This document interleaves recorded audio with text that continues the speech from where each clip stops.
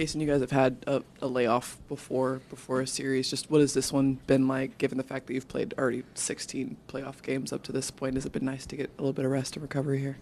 Definitely. It's always good to, relax, take a step back. And it's always fun getting back to the grind.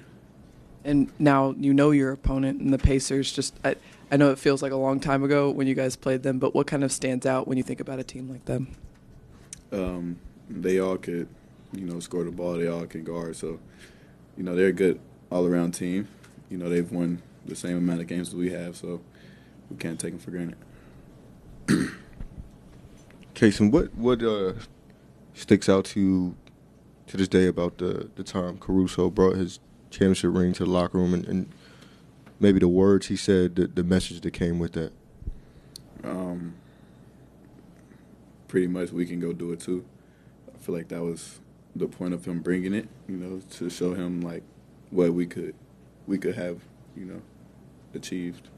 And Dub kind of referenced this. I don't know if you saw Miles Turner speak last night, but he was just talking about the strengths of each team and jokingly said like both teams run on the power of friendship. Like on a serious note, like from the environment that's been built here and the sort of camaraderie you guys have, like what has that done for this run and the growth of the team?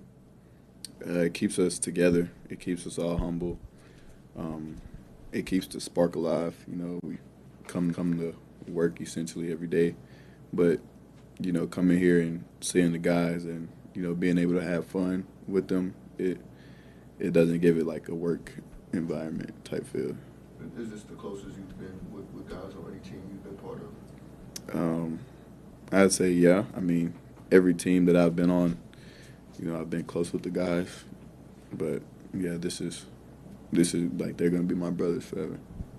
Cason, usually young teams like yourself have to fail numerous times before getting to this point.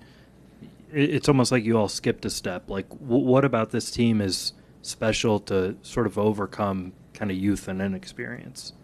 I don't think we skipped any steps, personally. I feel like we deal with adversity just like everybody else has. What it looks like is different for every team, but we've gone through our struggles, and, I feel like we've stuck together, and that's why we're here today. What did that adversity look like for you guys? Chet going down, not having any bigs at one point, players having to change their roles, losing by a lot in the playoffs, going to Game 7. It's a number of things that we've had to overcome.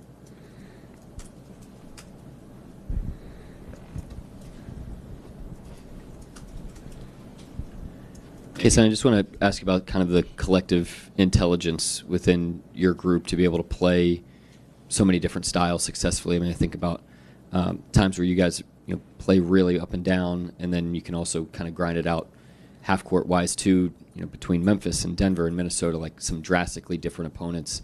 How have you guys mentally been able to jump from each of those challenges and come out successful against all three? Just go compete at a high level. Go do what we've been doing all year, stay together, and the pieces will fall in place. Okay, so when you first got here a couple of years ago, what were some of the things that struck you right away about the culture of this team, about what they expected from everybody on it? Be the best version of you. Don't try to overplay your role or shy away and, take a back seat to somebody. You got to earn everything you get. You guys like to run. They like to run. Not that some teams are half court. Everybody will take break opportunities, but they push the pace like you. You like that. You don't have to coax them. You have to make them get out on the breaks. That's something that's you guys like. I don't think we have a preference. We're gonna come to every game and play as hard as we can. Whether half court team, fast paced team, we're gonna come out and play. It's our standard. And also, I asked Dub about this. You guys have had this mantra, it's just the next game, win or lose next game. Is that tougher considering you're 4 wins away from the NBA championship? Tough to keep that same mindset?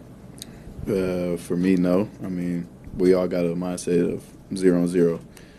we gotta, tip the ball every game the same way. So we just come out and play as hard as we can every game.